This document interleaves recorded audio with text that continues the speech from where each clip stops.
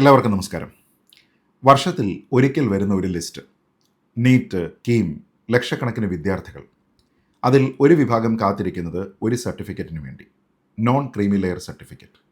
OBC സംവരണം കിട്ടണമെങ്കിൽ അത്യാവശ്യമായിട്ട് വേണ്ട ഒരു കടലാസ്. 2 വിദ്യാർത്ഥികൾക്ക് എന്നാൽ ഈ സർട്ടിഫിക്കറ്റ് നിഷേധിക്കപ്പെട്ടു എന്നുള്ള ഒരു പരാതി അവർ ഉന്നയിക്കുന്നു. അതിൻ്റെ കാരണം എന്താണ്? അച്ഛൻ്റെ ശമ്പളം കൂടുതലാണ്. അതുകൊണ്ട് അവരെന്ത് ചെയ്തു? ഹൈക്കോടതിയിൽ പോയി. ഒരൊറ്റ ചോദ്യമായിരുന്നു അവരുടെ വാദം. ശമ്പളത്തിൻ്റെ വരുമാനം ക്രീമി ലെയർ പരിഗണിക്കുന്ന സമയത്ത് കണക്കിലെടുക്കാമോ അതോ കണക്കിലെടുക്കാൻ കഴിയില്ലേ? കേരള ഹൈക്കോടതി ഈ ജൂലൈ 29 വളരെ വിശദമായി ഒരു വിധി പ്രസ്താവിച്ചു. OBC സംവരണത്തിൻ്റെ ഭാവി തന്നെ നിർണ്ണയിക്കുന്ന ഒരു വിധി. അതിൻ്റെ വിശദാംശങ്ങളാണ് നമ്മൾ പരിശോധിക്കുന്നത്. നമ്മുടെ നാട്ടിലെ പല മുഖ്യധാരാ മാധ്യമങ്ങളും ഈ വാർത്ത റിപ്പോർട്ട് ചെയ്തിട്ടേയില്ല എന്നുള്ളതാണ് വസ്തുത. എന്തായിരുന്നു ഈ ഒരു കേസിന് ആസ്പദമായിട്ടുള്ള കാര്യങ്ങൾ, എന്താണ് കോടതി പറഞ്ഞിരിക്കുന്നത് എന്നതിനെക്കുറിച്ച് നമുക്ക് പരിശോധിക്കാം. നോക്കാം. ഈ വിഷയവുമായി ബന്ധപ്പെട്ട് 2 ഹർജികളാണ് ഹൈക്കോടതി ഒരുമിച്ച് പരിഗണിച്ചത്. ഇതിൽ ഒന്നാമത്തേത് ഈഴവ സമുദായത്തിൽപ്പെട്ട ഒരു പെൺകുട്ടിയുടേതാണ്. കീം പ്രവേശനത്തിന് അപേക്ഷിച്ചു. ഈ കുട്ടിയുടെ അച്ഛൻ ഹൈദരാബാദിൽ ഒരു കമ്പനിയുടെ സീനിയർ വൈസ് പ്രസിഡന്റായിട്ട് ജോലി ചെയ്യുകയാണ്. അദ്ദേഹത്തിൻ്റെ വാർഷിക ശമ്പളം 1,12,00,000-ലധികം രൂപയാണ്.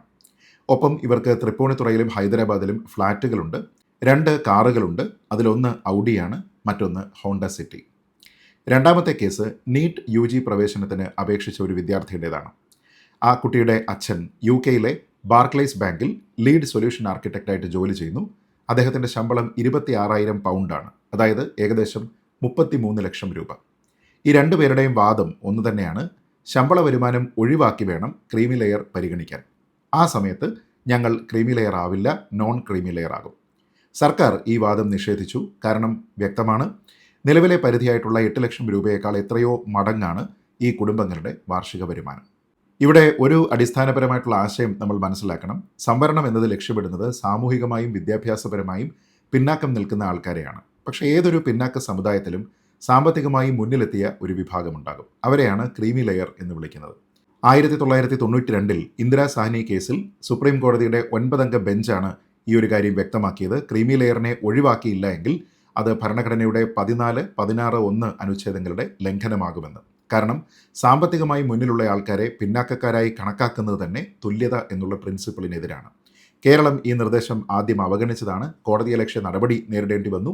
പിന്നീട് നിയമം കൊണ്ടുവന്നുവെങ്കിലും അത് സുപ്രീം കോടതി റദ്ദാക്കുകയും ചെയ്തു.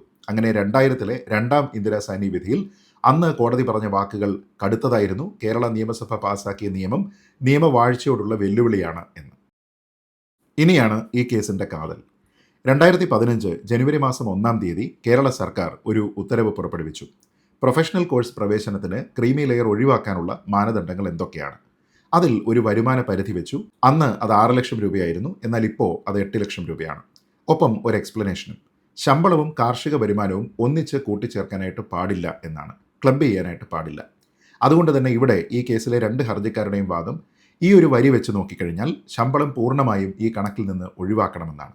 അപ്പോൾ ബാക്കിയുള്ള ചെറിയ വരുമാനം മാത്രം നോക്കിയാൽ മതി. അതിന് അവരാശ്രയിച്ചത് ഈ വർഷം തന്നെയുള്ള സുപ്രീം കോടതിയുടെ രോഹിത് നാഥൻ കേസിലെ വിധിയാണ്. എന്നാൽ സർക്കാർ അഭിഭാഷകർ അവരെ എതിർത്തു. അവരുടെ വാദം രോഹിത് നാഥൻ കേസിലെ വസ്തുതകൾ തന്നെ വേറെയാണ്. ക്ലബിംഗ് പാടില്ല എന്നാൽ ശമ്പളം പൂർണ്ണമായി ഒഴിവാക്കണം എന്ന അർത്ഥത്തിലല്ല അത് പറയുന്നത്. മറിച്ച് 2 വരുമാന സ്രോതസ്സുകൾ ഉണ്ട് എങ്കിൽ അതിനെ ഒന്നിച്ചു കൂട്ടരുത്, ഓരോന്നിനെയും വെവ്വേറെ പരിഗണിക്കണം എന്നാണ് അതിൻ്റെ അർത്ഥം എന്ന് സർക്കാർ വാദിച്ചു.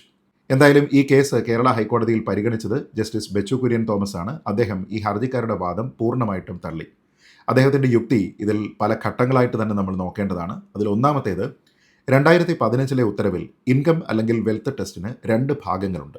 അതിലൊന്ന് 8 ലക്ഷം രൂപയ്ക്ക് മുകളിൽ വരുമാനമോ സ്വത്തോ ഉള്ള ആൾക്കാരായിരിക്കണം. രണ്ടാമത്തേത് സർക്കാർ ജോലി ഉള്ളവരിൽ മറ്റ് സ്രോതസ്സുകളിൽ നിന്നുകൂടി വരുമാനമുള്ളവരെയും പരിഗണിക്കണം. ക്ലബിംഗ് പാടില്ല എന്ന എക്സ്പ്ലനേഷൻ ബാധകമാകുന്നത് രണ്ടാമത്തേതിന് മാത്രമാണ്, അതായത് ആദ്യത്തേതിനല്ല. 2, ഈ എക്സ്പ്ലനേഷൻ്റെ യഥാർത്ഥ ഉദ്ദേശം ആദായ നികുതി നിയമത്തിലെ സെക്ഷൻ 10-മായി ബന്ധപ്പെട്ടതാണ് എന്ന് അദ്ദേഹം വ്യക്തമാക്കുന്നു. അതിൽ കാർഷിക വരുമാനം പ്രത്യേകമായി ഒഴിവാക്കിയിട്ടുണ്ട്. അതുകൊണ്ട് ശമ്പളവും കൃഷി വരുമാനവും കൂട്ടിക്കലർത്തരുത് എന്നല്ലാതെ ശമ്പളം തന്നെ ഒഴിവാക്കണം എന്നല്ല ഇതിനർത്ഥം. മൂന്നാമത്തേത്, ശമ്പളം ഒഴിവാക്കിയാൽ എന്ത് സംഭവിക്കുമെന്ന് കോടതി ചോദിക്കുന്നുണ്ട്. 1 കോടിയിലധികം ശമ്പളമുള്ള 2 ഫ്ലാറ്റും ആഡംബര കാറുമുള്ള ഒരാൾ അദ്ദേഹത്തിൻ്റെ മകളെ നോൺ ക്രീമി ലെയർ വിഭാഗത്തിൽ പെടുത്തിയാൽ എന്താണ് അതുകൊണ്ട് ഉദ്ദേശിക്കുന്നത്? ബ്രിട്ടനിൽ നിന്ന് വൻ ശമ്പളം വാങ്ങുന്ന ഒരു ബാങ്ക് ഉദ്യോഗസ്ഥന്റെ മകനും അതേ ആനുകൂല്യം കിട്ടുകയാണ്. ഇത് അസംബന്ധമായിട്ടുള്ള ഒരു ഫലത്തിലേക്ക് നയിക്കും. അബ്സേർഡാണ് ഇത് എന്നാണ് അദ്ദേഹം പറഞ്ഞത്. ഇനി നാലാമത്, പാറ്റ്ന ഹൈക്കോടതിയിലെ ആശിഷ് കുമാർ കേസ് പരിഗണിക്കുന്നു. മദ്രാസ് ഹൈക്കോടതിയിലെ രൂപക് റോഷൻ കേസ് പരിഗണിക്കുന്നു.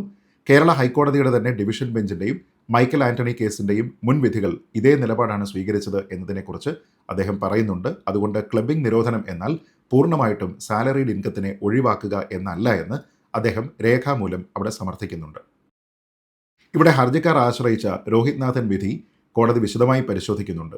ആ കേസിൽ സുപ്രീം കോടതി പറഞ്ഞത് ക്രീമി ലെയർ ഒഴിവാക്കൽ എന്നത് കേവലം നയപരമായിട്ടുള്ള ഒരു തീരുമാനമല്ല, മറിച്ച് ഭരണഘടനാപരമായിട്ടുള്ള ഒരു ബാധ്യതയാണെന്നാണ്.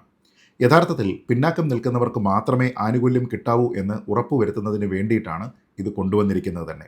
വരുമാനം അതിൻ്റെ ഒരു സറോഗേറ്റ് മെഷർ മാത്രമാണ്. എന്നാൽ ആ വിധിയിൽ വരുമാന പരിശോധന വേണ്ട എന്ന് എങ്ങും പറഞ്ഞിട്ടില്ല എന്ന് ജസ്റ്റിസ് ബെച്ചു കുര്യൻ തോമസ് ചൂണ്ടിക്കാട്ടുന്നുണ്ട്. സ്വകാര്യ മേഖലയിൽ സർക്കാർ പദവികൾക്ക് തുല്യമായ പോസ്റ്റുകൾ ഇതുവരെ വിജ്ഞാപനം ചെയ്തിട്ടില്ലാത്തതിനാൽ അത്തരം സാഹചര്യങ്ങളിൽ വരുമാനം അല്ലെങ്കിൽ സ്വത്ത് പരിശോധന തന്നെയാണ് മാനദണ്ഡം എന്ന് അദ്ദേഹം സമർത്ഥിക്കുന്നുണ്ട്. എന്തായാലും ഈ രണ്ട് ഹർജികളും കോടതി തള്ളിക്കളഞ്ഞു. ഒന്നാമത്തെ ഹർജിക്കാരിയുടെ അച്ഛൻ്റെ വരുമാനവും സ്വത്തും രണ്ടും പരിധി കടന്നിരിക്കുന്നുവെന്ന് കോടതി കണ്ടെത്തുന്നു. രണ്ടാമത്തെ ഹർജിക്കാരൻ്റെ കാര്യത്തിൽ വരുമാനം തന്നെ പരിധിക്ക് മുകളിലാണ് എന്നും കണ്ടെത്തുന്നു. സ്വത്ത് സംബന്ധിച്ച വിശദാംശങ്ങൾ അദ്ദേഹം സമർപ്പിച്ചിട്ടില്ല എങ്കിലും ഈ സാലറീഡ് ഇൻകം തന്നെ ഈ പരിധിയുടെ പുറത്ത് അവരെ നിർത്തുന്നുണ്ട് എന്നാണ് കോടതി പറയുന്നത്. കോടതിയുടെ അവസാന വാക്കുകൾ വളരെ ലളിതമാണ്. മാതാപിതാക്കളുടെ വരുമാനവും സ്വത്തും നിശ്ചിത പരിധിക്കും അപ്പുറമായതിനാൽ ഈ ഹർജിക്കാർക്ക് നോൺ ക്രീമി ലെയർ വിഭാഗത്തിൽ ഉൾപ്പെടാനാവില്ല എന്ന് അസന്നിഗ്ധമായി കോടതി കണ്ടെത്തുന്നുണ്ട്. സത്യത്തിൽ ഈ വിധിയുടെ പ്രാധാന്യം ഈ കേസിൽ ഒതുങ്ങുന്നതല്ല. സ്വകാര്യ മേഖലയിൽ ജോലി ചെയ്യുന്ന ഉയർന്ന വരുമാനക്കാരായ മാതാപിതാക്കൾക്ക് ശമ്പളം ഒഴിവാക്കണം എന്ന വാദം ഉന്നയിച്ച് നോൺ ക്രീമി ലെയർ സർട്ടിഫിക്കറ്റ് നേടാൻ ശ്രമിക്കുന്ന പ്രവണത ഈ അടുത്ത കാലത്തായിട്ട് വർദ്ധിച്ചിട്ടുണ്ട്. ഈ വിധി അത്തരത്തിലുള്ള പ്രവണതയെ പൂർണ്ണമായും ഇല്ലാതെയാക്കുന്നതാണ്. അതേസമയം ഇത് സൃഷ്ടിക്കുന്ന ഒരു നിയമപ്രശ്നം കൂടിയുണ്ട്. സർക്കാർ പൊതുമേഖലാ ജീവനക്കാർക്ക് വ്യക്തമായ ഗ്രൂപ്പ് ABC വർഗീകരണമുള്ളപ്പോൾ സ്വകാര്യ മേഖലയിലെ തുല്യ പദവികൾ ഇനിയും വിജ്ഞാപനം ചെയ്തിട്ടില്ല എന്നുള്ള ഒരു പ്രശ്നമുണ്ട്. അതുകൊണ്ടാണ് ഓരോ കേസിലും വരുമാനം അല്ലെങ്കിൽ സ്വത്ത് പരിശോധന നടത്തേണ്ടി വരുന്നത്.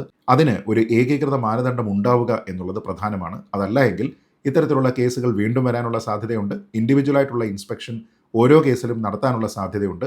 കോടതിക്ക് ഇങ്ങനെയുള്ള പല കാര്യങ്ങളും തീർപ്പ് കൽപ്പിക്കേണ്ടി വരുന്ന ഒരു സമയനഷ്ടവും ഉണ്ടാകാനുള്ള സാധ്യതയുണ്ട്. ചുരുക്കത്തിൽ ക്രീമി ലെയർ എന്ന ആശയത്തിൻ്റെ അടിസ്ഥാന ഉദ്ദേശം കോടതി വീണ്ടും ഉറപ്പിച്ചു പറഞ്ഞു. സംവരണത്തിൻ്റെ യഥാർത്ഥ ഗുണഭോക്താക്കൾ ആരാണ് എന്ന് നിശ്ചയിക്കാൻ അതിൽ ശമ്പളം ഒഴിവാക്കിക്കൂടാ. ഈ വിധി ഇനി മേൽക്കോടതിയിൽ ചോദ്യം ചെയ്യുമോ എന്ന് നമ്മൾ കാത്തിരുന്ന് കാണേണ്ടതാണ്. എന്തായാലും ഇത്ര ഉയർന്ന ശമ്പളം കൈപ്പറ്റുന്ന മാതാപിതാക്കൾ തങ്ങളുടെ മക്കൾ നോൺ ക്രീമി ലെയർ വിഭാഗത്തിൽ പെടണം എന്ന് വാദിച്ചുകൊണ്ട് മേൽക്കോടതിയിലേക്ക് പോയാലും കാര്യമായിട്ട് ഗുണമൊന്നും ഉണ്ടാകും എന്ന് തോന്നുന്നില്ല.